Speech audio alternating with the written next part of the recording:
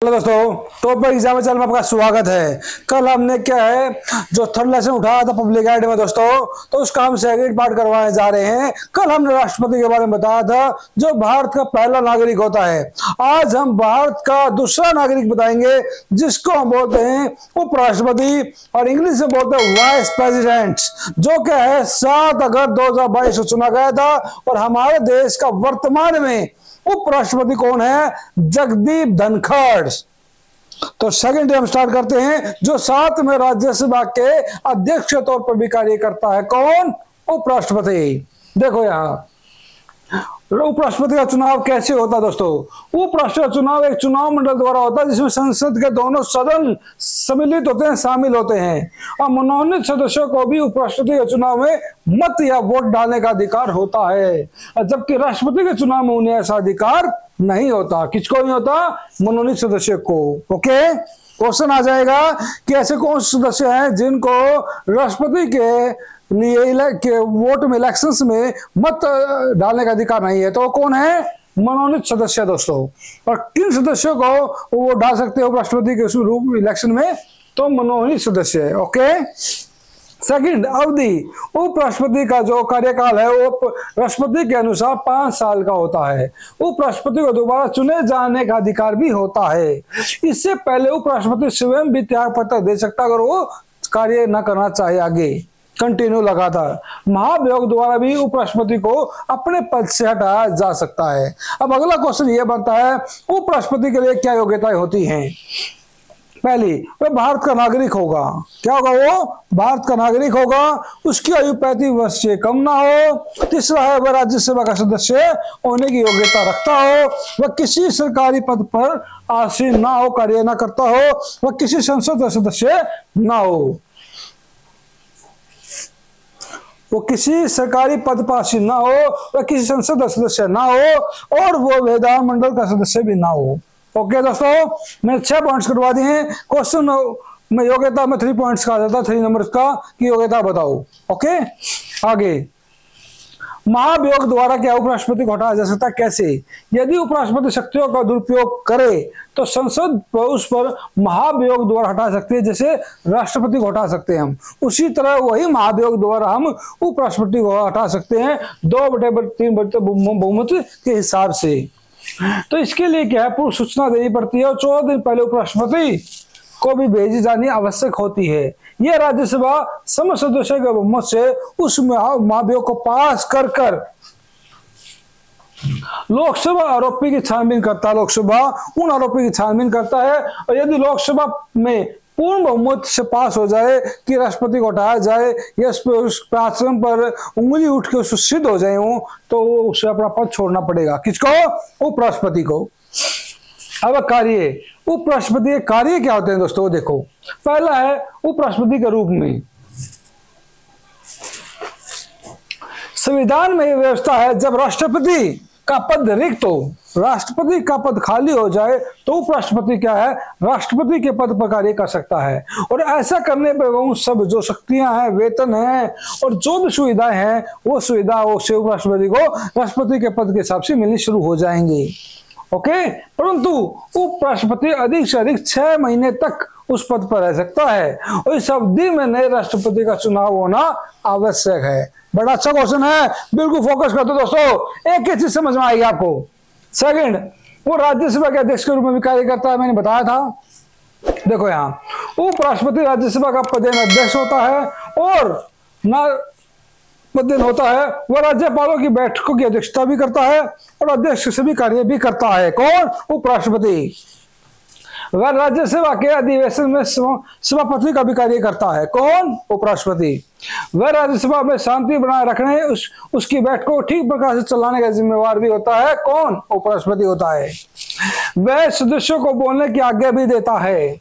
वह राज्यसभा सदस्य नहीं होता, इसीलिए उसे मतदान का अधिकार नहीं होता। परंतु जब किसी भी विषय पर दोनों मत बराबर हो जाएं मतदान, तो उस स्थिति में उस निर्णय को सही करने के लिए, उस निर्णय को पहुंचने के लिए उपराष्ट्रपति को मत डालना जरूरी हो जाता है। ओके, वह किसी भी बिल पर मतदान करवा सकता है और गणना भी करवा सकता है, के पश्चात परिणाम घोषित कर सकता है। अब आएंगे हम जो हमारी वास्तविक मुखिया होता है, जो पूरे देश को चलाता है, उसका नाम है प्रधानमंत्री। और आज हमारे देश का प्रधानमंत्री कौन है? श्री नरेंद्र दास दामोदर मोदी, जो आज वर्तमान में क्या प्रधानमंत्री है, जिनका दूसरा कार्यकाल 24 अप्रैल को पूरा हो जाएगा। उसके बाद फिर लोकसभा इलेक्शन होगा प्रधानमंत्री के लिए, और तीसरा कार्यकाल लोग प्राप्त कर पाते हैं या नहीं कर पाते हैं, ये जनता से अपील करता हूं। इस वीडियो देख के कमेंट करो और बताओ कि नेक्स्ट प्रधानमंत्री कौन होगा। अब प्रधानमंत्री नियुक्ति कैसे होती है, बड़ा आसान लैंग्वेज में बताऊंगा ताकि आपको समझ में आ जाए।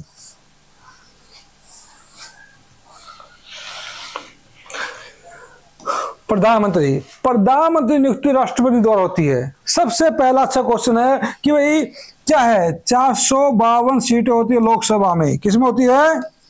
लोकसभा में, राइट। 452 में से जिसके पास ज्यादा सीटें होंगी बहुमत के लिए, वही सरकार बनाएगी। मान लो बीजेपी सरकार है और या फिर कांग्रेस, ओके। इसमें से जिसकी ज्यादा सीटें आएंगी, तो 452 का आधा कर दो, कितना होता है आपको पता होगा, बड़े समझदार हो। इसको भाग कर दो 2 से, तो क्या आ जाएगा? ये आ जाएगा, ये आ जाएगा, ठीक है। और फिर क्या आ जाएगा? दैट इज ये आ जाएगा आंसर। इसका सीधा ही आंसर आ जाएगा, ओके। नहीं आया? आ जाएगा, देखो 2 to the 4 सीधा हो गया इलेक्शंस, और दैट इज ये आंसर आ गया 226। तो जस्ट मतलब क्या है, मतलब कम से कम जिसकी 230 से ज्यादा सीटें होंगी, वही क्या होगा? जीत जाएगा। कौन जीत जाएगा? उसी सरकार बन जाएगी दोस्तों। तो अब क्या है, आपको पता है बीजेपी की जो सीटें आई थी वो 311 आई थी। तो अब उम्मीद है कि कितने, मतलब सभी अलायंस को मिला के, अलायंस क्या होता है, अदर जो उसकी सहयोगी पार्टी है उनसे मिलकर 311 सीटें आई थी बीजेपी की। अब देखते हैं जिसकी ज्यादा सीट आएगी उसी सरकार बनेगी, और वही लोकसभा में जिसकी पार्टी ज्यादा सीटें आती हैं उसी का ही वो अध्यक्ष बनता है, और वही उसी पार्टी का प्रधानमंत्री बनता है, जैसे अब प्रधानमंत्री नरेंद्र मोदी बने हुए हैं, ओके। ये बात दोस्तों, ठीक है। अब इसके बाद क्या होगा,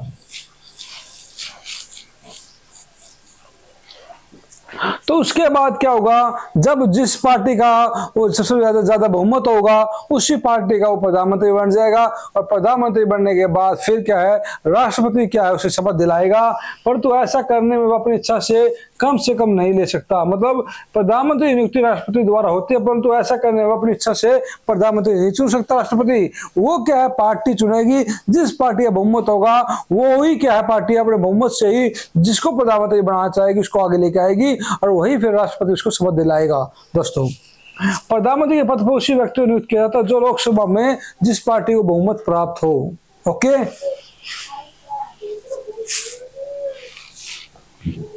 आम चुनाव के बाद जिस राजनीतिक दल को बहुमत प्राप्त होता है उसी दल के नेता को राष्ट्रपति सरकार बनाने के लिए आमंत्रित करता है। यदि किसी राजनीतिक दल को लोकसभा में स्पष्ट बहुमत प्राप्त न हो तो भी राष्ट्रपति को इस बारे में पूर्ण आजादी नहीं है मिलती, बल्कि कठिनाइयों का सामना करना पड़ता है।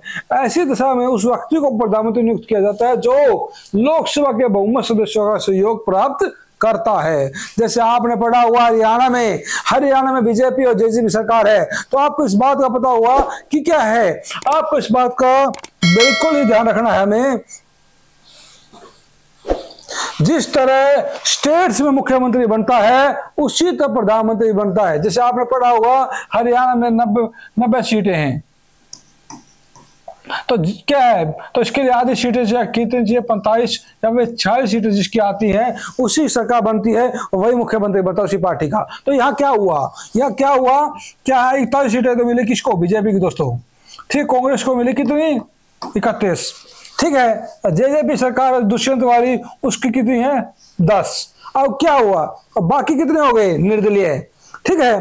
तो 7-8 निर्दलीय हो गए, 8 निर्दलीय हो गए। तो इससे क्या हुआ, इनको चाहिए कितनी सीटें थी, तो अच्छी मेजोरिटी बनाने के लिए, पार्टी आगे चलाने के लिए, कोई तोड़ ना सके, पूरी सरकार बनाने के लिए इन्होंने क्या किया, जेजेपी के साथ जुड़ गए, और जुड़ने के बाद कितने बन गए, इनकी सीट होगी 51, और हमें चाहिए कितनी थी, 46, ओके। तो इससे क्या है, ये होता है गठबंधन सरकार, क्या बोलते हैं इसे? गठबंधन सरकार। जब किसी एक राजनीतिक दल का बहुमत ना मिले तो उसे दूसरी पार्टी से, राजनीतिक दल से मिलकर सरकार चलाने का मौका मिले तो उसे बोलते हैं गठबंधन सरकार। क्या बोलते हैं दोस्तों?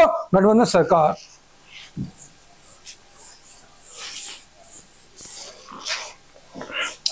तो अवधि क्या होती है? साधारण प्रधानमंत्री को क्या 5 साल का कार्यकाल के लिए चुना जाता है। किसके लिए?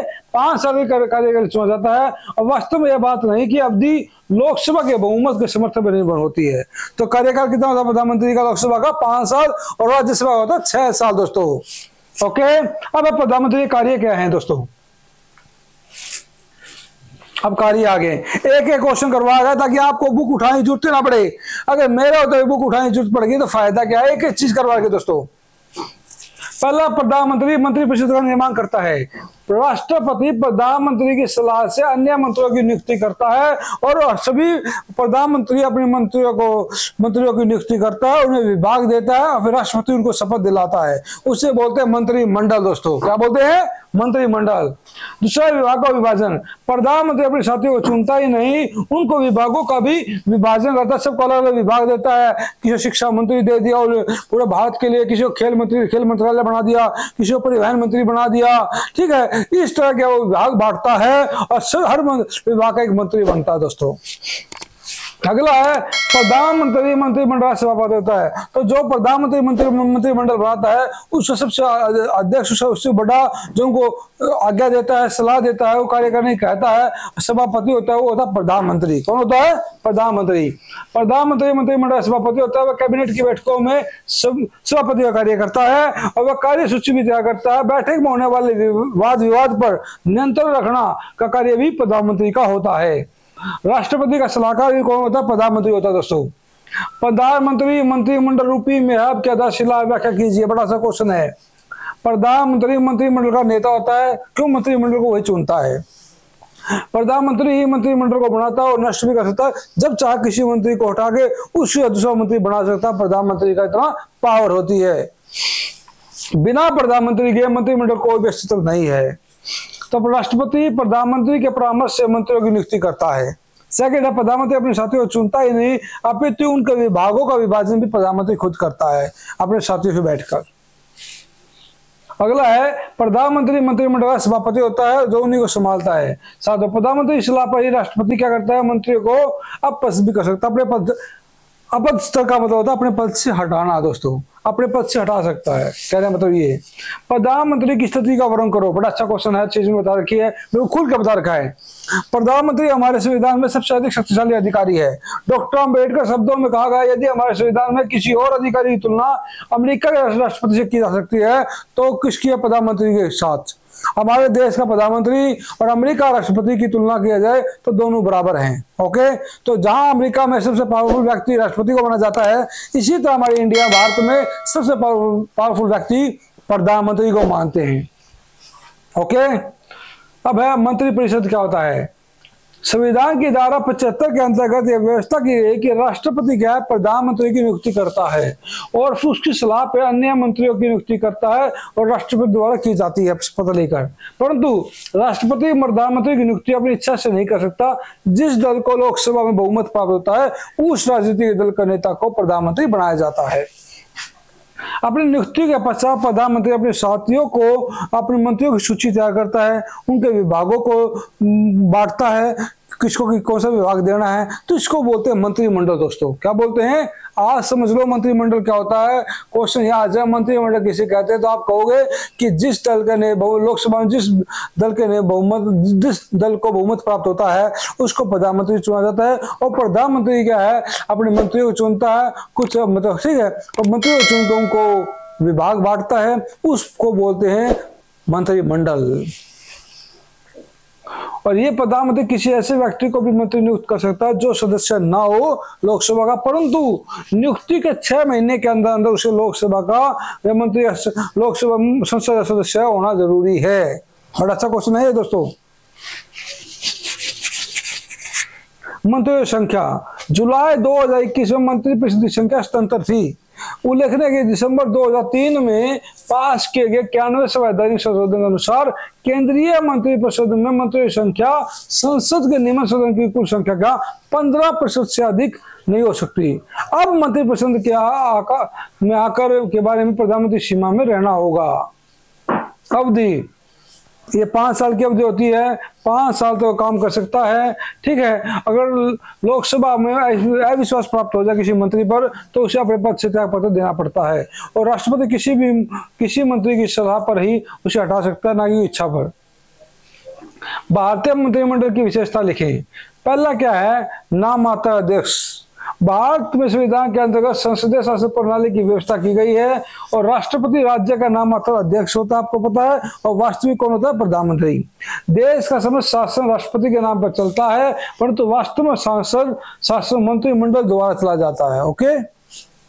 सेकंड, कार्यपालिका तथा विधानपालिका में घनिष्ठता क्या है। संसदीय शासन प्रणाली में कार्यपालिका तथा विधानपालिका में घनिष्ठ संबंध पाया जाता है। भारत में भी संसदीय शासन प्रणाली को ही अपनाया गया है, अतः मंत्रिपरिषद के सभी सदस्य संसद के सदस्य होते हैं। किसके होते हैं, संसद के। प्रधानमंत्री का नेतृत्व।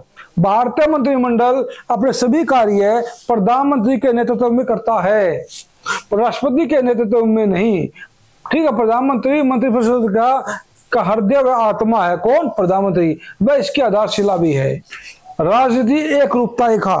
मंत्रिमंडल के सभी सदस्य एक ही राजनीतिक दल के होते हैं, लगभग लिए जाते हैं, ओके, ताकि उन्हें दिक्कत ना आए। आगे है मंत्रिमंडल के प्रमुख कार्य है। पहला है राष्ट्र नीति का निर्माण। मंत्रिमंडल का सबसे महत्वपूर्ण कार्य होता है नीति को तैयार करना, नीति निर्माण करना। देश की आर्थिक, सामाजिक और राजनीतिक और अन्य समस्या को हल करने के लिए मंत्रिमंडल की नियुक्ति की जाती है। दूसरा, विदेशी संबंधों में संचालन। मंत्रिमंडल विदेश नीति का भी निर्माण करता है और विदेशी संबंधों का संचालन भी करता है। मंत्रिमंडल दूसरे देशों के साथ कूटनीतिक और आर्थिक संबंध स्थापित करते, जैसे फॉरेन मिनिस्टर हो, आपको पता होगा, ठीक है। तो जो हमारे देश का कोई परिवहन मंत्री है वो दूसरे देश के परिवहन मंत्री से बात करता है कि रोडों के प्रति कौन सा रोड अच्छा है, कैसे क्या है। खेल नीति से भी ऐसे ही होता है, ताकि खेलों में बदलाव किया जा सके। दूसरे देशों की खेल अच्छी नीति है तो उनको अपने देश में उतार कर डेवलप किया जा सके, और साथ में हमारे देश के जो खिलाड़ी हैं उनको क्या है, सभी सुविधाएं मिल जाए एक खिलाड़ी के रूप में। ओके, इसलिए दोस्तों आगे प्रशासन में नियंत्रण। प्रशासन का प्रत्येक विभाग किसी न किसी मंत्री का अधीन होता है और संबंधित मंत्री अपने विभाग के सुचारू रूप से चलाने का प्रयत्न करता है और समस्त भारत में कानूनों को लागू करना, शांति व्यवस्था करना, रखना, शासन को सुचारू रूप से चलाना, यह मंत्रिमंडल का कार्य होता है। ओके। वित्त कार्य, वित्त होता है पैसा लेन देन के प्रति।